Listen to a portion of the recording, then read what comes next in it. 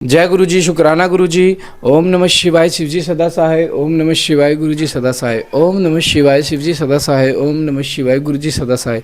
ओम नमः शिवाय, शिव जी सदा सहाय। ओम नमः शिवाय, गुरु जी सदा सहाय। ओम नमः शिवाय, शिव जी सदा सहाय। ओम नमः शिवाय, गुरु जी सदा सहाय। ओम नमः शिवाय, शिव जी सदा सहाय। ओम नमः शिवाय, गुरु जी सदा सहाय। ओम नमः शिवाय, शिव जी सदा सहाय। ओम नमः शिवाय, गुरु जी सदा सहाय। ओम नमः शिवाय, शिव जी सदा सहाय। ओम नमः शिवाय, गुरु जी सदा सहाय। संगत जी, गुरु जी का मंत्र जाप है। संगत जी ज़्यादा से ज़्यादा मंत्र जाप करो, बिना गिने करो।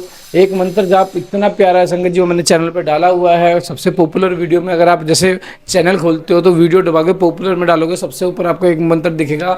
वो मंत्र स्पेशल उनके लिए ब्लेस किया गया जिनके कार्य नहीं हो पा रहे, जिनके कार्यों में बार बार रुकावट आ रही है, बनते काम बिगड़ रहे हैं, तो उनके लिए वो मंत्र है। मैं मंत्र भी बता देता हूँ। परब के सिमरन कारज पूरे, मैंने उसमें पूरा 108 बार मंत्र जाप किया हुआ है। आप उसको गाड़ी में चलते चलते भी कर सकते हो। 2-4 मिनट का मंत्र जाप है संगत जी, 108 बार। आप उसको जैसे ट्रैवल करते हो तो उसको 2 बार 3 बार 4 बार कर सकते हो रिपीट में, अन्य बेट में। संगत जी आपको बहुत ज़्यादा फर्क मिलेगा। आइए पाठ को शुरू करते हैं गुरु मंत्र जाप के साथ। ओम नमः शिवाय, शिव जी सदा सहाय। ओम नमः शिवाय, गुरु जी सदा सहाय। जय गुरु जी। जय गुरु जी। जगत वाणी और अर्थ रूप है इसका प्रतिपादन। वायु देवता कहते हैं, मैं ऋषियों अब यह बता रहा हूँ कि जगत की वागर्थात्मक की सिद्धि कैसे की गई है। 6 अवधाओं का समय ज्ञान में संक्षेप से ही करा रहा हूँ, विस्तार से नहीं। कोई भी ऐसा अर्थ नहीं है जो बिना शब्द का हो, और कोई भी ऐसा शब्द नहीं है जो बिना अर्थ का हो। अतः समय अनुसार सभी शब्द संपूर्ण अर्थों के बोध होते हैं। प्रकृति का यह परिणाम सद्भावना और शब्द भावना और अर्थ भावना के भेद से 2 प्रकार का है। उसे परमात्मा शिव तथा पार्वती की प्राकृत मूर्ति कहते हैं। उसकी जो शब्द में विभूति है उसे विद्वान 3 प्रकार ही बताते हैं, स्थूला, सूक्ष्म और परा। स्थूला वह है जो कानों को प्रत्यक्ष सुनाई देती है, जो केवल चिंतन में आती है, वह सूक्ष्म कही गई है। और जो चिंतन की भी सीमा से परे है उसे परा कहा गया है। वह शक्ति स्वरूपा है, वही शिव तत्व के आश्रित रहने वाली पराशक्ति कही गई है। ज्ञान शक्ति के सहयोग से वही इच्छा की उपोद बलिका उसे दृढ़ करने वाली होती है। वह संपूर्ण शक्तियों की समिष्टा रूपा है। वह शक्ति तत्व के नाम से विख्यात हो समस्त कार्य समूह की मूल प्रकृति मानी गई है। उसी को कुंडलिनी कहा गया है। वह विशुद्धाव माया है। वह सवत रूप है, विभाग रहित होती हुई 6 अवधाओं के रूप में विस्तार को प्राप्त होती है। उन 6 अवधाओं में से जो 3 शब्द रूप हैं, उन 3 अर्थ रूप बताए गए हैं। सभी पुरुषों को आत्मशुद्धि के अनुरूप संपूर्ण तत्वों के विभाग से लय और भोग के अधिकार प्राप्त होते हैं। वे संपूर्ण तत्व कलाओं द्वारा यथा योग्य प्राप्त हैं। पराशक्ति के प्राकृति के जो आदि में 5 प्रकार के परिणाम होते हैं, वे ही निवर्ती आदि कलाएं हैं। मंत्राध्वा, पदाध्वा और वर्णाध्वा, ये 3 अध्वा शब्द से संबंध रखते हैं, तथा भुवनाध्वा, तत्वाध्वा और कलाध्वा, ये 3 अर्थ से संबंध रखने वाले हैं। इन सब में भी परस्पर व्यापक भाव बताया जाता है। संपूर्ण मंत्र पदों से व्याप्त है, क्योंकि वे वाक्य रूप हैं। संपूर्ण पद भी वर्णों से व्याप्त हैं, क्योंकि विद्वान पुरुष वर्णों के समूह को ही पद कहते हैं। वे वर्ण भी भुवनों से व्याप्त हैं, क्योंकि उन्हीं में उनकी उपलब्धि होती है। भुवन भी तत्वों के समूह द्वारा बाहर भीतर से ही व्याप्त हैं, क्योंकि उनकी उत्पत्ति ही तत्वों से हुई है। उन कारणभूत तत्वों से ही उनका आरंभ हुआ है। अनेक भुवन उनके अंदर से ही प्रकट हुए हैं। उनमें से जो कुछ तो पुराणों में प्रसिद्ध हैं, अन्य भुवनों का ज्ञान शिव संबंधी आगम से प्राप्त करना चाहिए। कुछ तत्व सांख्य और योग शास्त्रों में भी प्रसिद्ध हैं।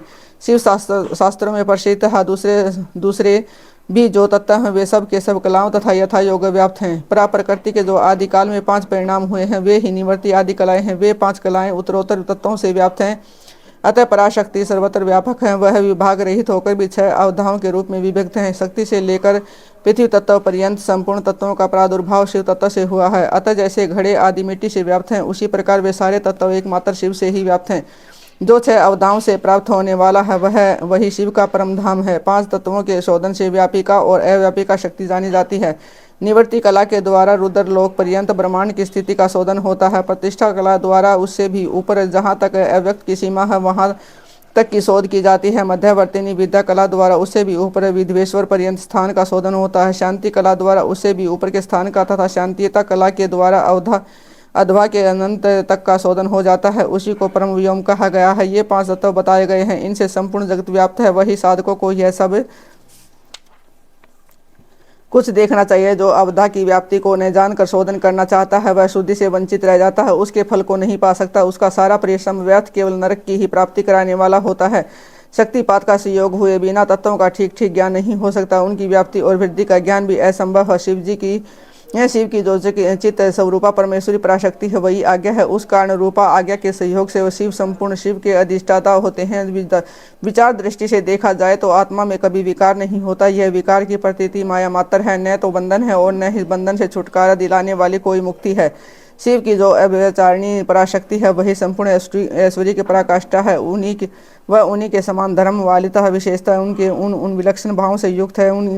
उसी शक्ति के साथ शिव ग्रस्त बने हुए हैं और वह भी सदा उन शिव के ही साथ उनकी गृहिणी बनकर रहती है। जो प्रकृति जन्य जगत रूप कार्य है वही उन शिव दंपति की संतान है। शिव करता है और शिव कारण, यही उन दोनों का भेद है। वास्तव में एकमात्र साक्षात शिव ही दो रूपों में स्थित है। कुछ लोगों का कहना कि स्त्री और पुरुष रूप में ही उनका भेद है। अन्य लोग कहते हैं कि पराशक्ति शिव में नित्य समवेत है, जैसे प्रभा सूर्य से भिन्न नहीं है उसी प्रकार चित्त स्वरूपणी पराशक्ति शिव से अभिन्न ही है। यही सिद्धांत है। अतः शिव परम कारण है, उनकी आज्ञा ही परमेश्वरी है। उसी से प्रेरित होकर शिव की अविनाशी मूल प्रकृति कार्य भेद से महामाया माया और त्रिगुणात्मिक प्रकृति इन तीन रूपों में स्थित हो 6 अवधाओं को प्रकट करती है। वह 6 प्रकार का अवधा वागर्थमय है, वही संपूर्ण जगत के रूप में स्थित है। सभी शास्त्र समूह इसी भाव का विस्तार से प्रतिपादन करते हैं। ऋषियों के प्रश्न का उत्तर देते हुए वायुदेव के द्वारा शिव के स्वतंत्र एवं सर्वानुग्राहक स्वरूप का प्रतिपादन तदंतर ऋषियों ने कई कारण दिखाकर पूछा कि वायुदेव, यदि शिव सदा शांत स्वभाव से रहकर सब पर अनुग्रह करते हैं तो सबकी अभिलाषाओं को एक साथ ही पूर्ण क्यों नहीं कर देते? जो सब कुछ करने में समर्थ होगा वह सबको एक साथ ही बंधन मुक्त क्यों नहीं कर सकेगा? यदि कहें अनादिकाल में चले आने वाले सबके विचित्र कर्म अलग अलग हैं, अतः सबको एक समान फल नहीं मिल सकता, तो यह ठीक नहीं है, क्योंकि कर्मों की विचित्रता भी यहाँ नियामक नहीं हो सकती। कारण है कि वे कर्म भी ईश्वर के कराने से ही होते हैं। इस विषय में बहुत कहने से क्या लाभ है। उपयुक्त रूप से विभिन्न युक्तियों द्वारा फैलाई गई नास्तिकता जिस प्रकार से शीघ्र ही निवृत्त हो जाए वैसा उपदेश दीजिए। वायु देवता ने कहा कि ब्राह्मणों, आप लोगों ने युक्तियों से प्रेरित होकर जो संशय उपस्थित किया है वह उचित है ही है, क्योंकि किसी बात को जानने की इच्छा अथवा तत्व ज्ञान के लिए उठाया जाना प्रशंसादु बुद्धि वाले पुरुषों में नास्तिकता का उत्पादन नहीं कर सकता। मैं इस विषय में ऐसा प्रमाण प्रस्तुत करूंगा जो सत्पुरुषों के मोह को दूर करने वाला है। असत्पुरुषों का जो अन्यथा भाव होता है उसमें प्रभु शिव की कृपा का अभाव ही कारण है। परिपूर्ण परमात्मा शिव के परम अनुग्रह के बिना कुछ भी कर्तव्य नहीं है, ऐसा निश्चय किया गया है। परानुग्रह कर्म में स्वभाव ही पर्याप्त है, अन्यथा निस्वभाव पुरुष किसी पर भी अनुग्रह नहीं कर सकता। पशु और पास रूप सारा जगत ही पर कहा गया है, पर अनुग्रह का पात्र है। पर को अनुग्रहित करने के लिए पति की आज्ञा का समन्वय आवश्यक है। पति आज्ञा देने वाला है, वही सदा सब पर अनुग्रह करता है। उस अनुग्रह के लिए ही आज्ञा रूप अर्थ को स्वीकार करने पर शिव परतंत्र कैसे कहे जा सकते हैं? अनुग्रह की अपेक्षा न कर रखकर कोई भी अनुग्रह सिद्ध नहीं हो सकता। अतः स्वतंत्र शब्द के अर्थ की अपेक्षा न रखना ही अनुग्रह का लक्षण है। जो अनुग्रह है पर वह परतंत्र माना जाता है, क्योंकि पति के अनुग्रह के बिना उसे भोग और मोक्ष की प्राप्ति नहीं होती। जो मूर्ति आत्मा है वे भी अनुग्रह के पात्र हैं, क्योंकि उनसे भी शिव की आज्ञा की निवृत्ति नहीं होती। वे भी शिव की आज्ञा से बाहर नहीं है। यहाँ कोई ऐसी वस्तु नहीं है जो शिव की आज्ञा के अधीन न हो। सकल होने पर भी जिसके द्वारा हमें निष्कल शिव की प्राप्ति होती है, उस मूर्ति या लिंग के रूप में साक्षात शिव ही विराज रहे हैं। यह शिव की मूर्ति है, यह बात तो उपचार से ही कही जाती है। जो साक्षात निष्कल तथा परम कारण रूप शिव है, वे किसी के द्वारा भी साकार अनुभाव से उपलक्षित नहीं होते, ऐसी बात नहीं है।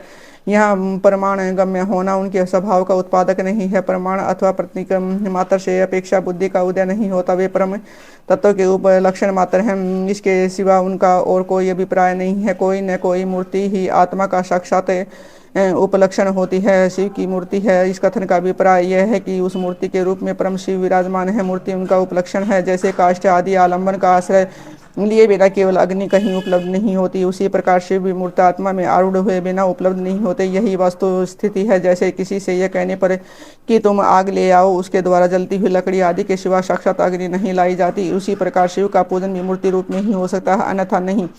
इसलिए पूजा आदि में मूर्ति आत्मा की परिकल्पना होती है, क्योंकि मूर्ति आत्मा के प्रति जो कुछ किया जाता है वह साक्षात शिव के प्रति किया गया ही माना गया है। लिंग आदि में विशेषतः अर्चा विग्रह में जो पूजन करता होता है भगवान शिव का ही पूजन है। उन मूर्तियों के रूप में शिव की भावना करके हम लोग शिव की ही उपासना करते हैं। जैसे परमेष्ठी शिव मूर्ति आत्मा पर अनुग्रह करते हैं, उसी प्रकार मूर्ति आत्मा में स्थित शिव हम पशुओं पर अनुग्रह करते हैं। परमेष्ठी शिव ने लोगों पर अनुग्रह करने के लिए ही सदाशिव और संपूर्ण मूर्ति आत्मा को अधिष्ठित अपनी आज्ञा में रखकर अनुग्रहित किया है। भगवान शिव सब पर अनुग्रह ही करते हैं, किसी का निग्रह नहीं करते, क्योंकि निग्रह करने वाले लोगों में जो दोष होते हैं वे शिव में असंभव ब्रह्मा आदि के प्रति जो निग्रह देखे गए हैं वे भी श्रीकंठ मूर्ति शिव के द्वारा लोकहित के लिए किए गए हैं। विद्वानों की दृष्टि में निग्रह भी स्वरूप से दूषित नहीं है।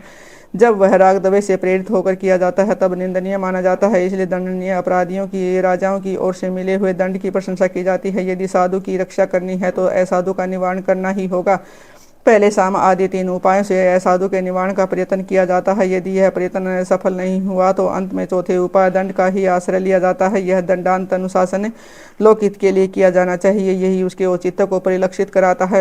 यदि अनुशासन उसके विपरीत हो तो उसे अहित कर कहते हैं। जो सदा हित में ही रहने लगे उसे ईश्वर का दृष्टांत अपने सामने रखना चाहिए। ईश्वर केवल दुष्टों को ही दंड देते हैं, इसलिए निर्दोष कहे जाते हैं। अतः जो दुष्टों को दंड देता है वह उस निग्रह कर्म को लेकर सत्पुरुषों द्वारा लांछित कैसे किया जाता है। लोक में जहाँ कहीं भी निग्रह होता है वह यदि द्वेष पूर्वक न हो तभी श्रेष्ठ माना जाता है। जो पिता पुत्र को दंड देकर उसे अधिक शिक्षित बनाता है वह उसे द्वेष नहीं करता। शिव की आज्ञा का पालन ही हित है, जो हित है वही उसका अनुग्रह है। अतएव सबको हित में नियुक्त करने वाले शिव सब पर अनुग्रह करने वाले कहे गए हैं। जो उपकार शब्द का अर्थ है उसे भी अनुग्रह ही कहा गया है, क्योंकि उपकार ही भी हित रूप ही होता है। अतः सबका उपकार करने वाले शिव सर्वानुग्राहक हैं।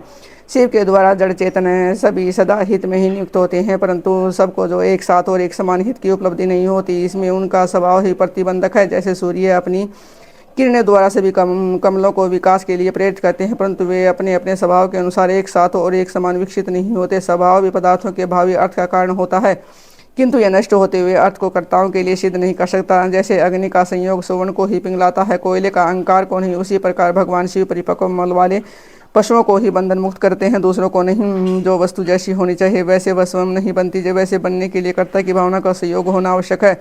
कर्ता की भावना के बिना ऐसा होना संभव नहीं है। अतः कर्ता सदा स्वतंत्र होता है।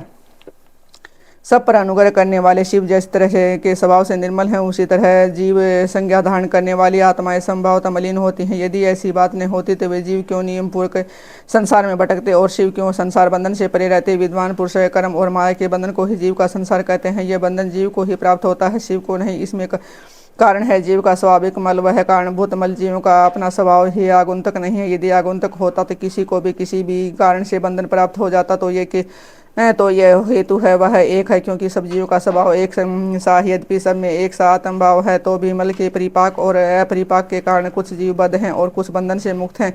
बद्ध जीवों में भी कुछ लोग लय और भोग के अधिकार के अनुसार उत्कृष्ट और निकृष्ट होकर ज्ञान और ऐश्वर्य आदि की विषमता को प्राप्त होते हैं।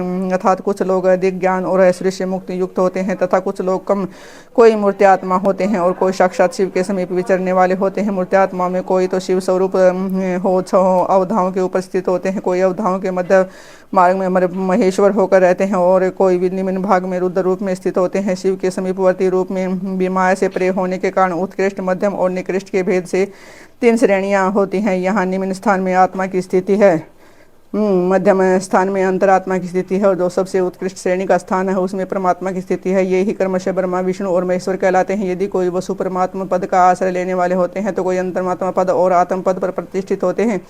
भगवान शिव को अनायासी समस्त पशुओं को बंधन से मुक्त करने में समर्थ हैं, फिर वे उन्हें बंधन में डाले रखे क्यों दुख देते हैं। यहाँ ऐसा विचार या संदेह नहीं करना चाहिए, क्योंकि सारा संसार दुख ही रूप है। ऐसा विचार वाहनों का निश्चित सिद्धांत है। जो स्वभावतः दुखमय है वह दुख रहित कैसे हो सकता है, स्वभाव में उलटफेर नहीं हो सकता। वैद्य की दवा से रोग नहीं होता, वह रोग पीड़ित मनुष्य का अपनी दवा से सुखपूर्वक उद्धार कर लेता है। इसी प्रकार जो स्वभावतः मलिन और स्वभाव से ही दुखी होता है, उन पशुओं को अपनी आज्ञा रूपी औषधि देकर शिव दुख से छुड़ा देते हैं। रोग होने में वैद्य कारण नहीं है, परंतु संसार की उत्पत्ति में शिव कारण है। अतः रोग और वैद्य के दृष्टांत से शिव और संसार के दृष्टांत में समानता नहीं है, इसलिए इसके द्वारा शिव पर दोषारोपण नहीं किया जा सकता। जब दुख स्वभाव सिद्ध है तब शिव उसके कारण कैसे हो सकते हैं। जीव में जो स्वभाव मल है वही उन्हें संसार के चक्कर में डालता है। संसार का कारणभूत जो मल, अचेतन, माया आदि है वह शिव का सानिध्य प्राप्त किए बिना स्वयं चेष्टाशील नहीं हो सकता।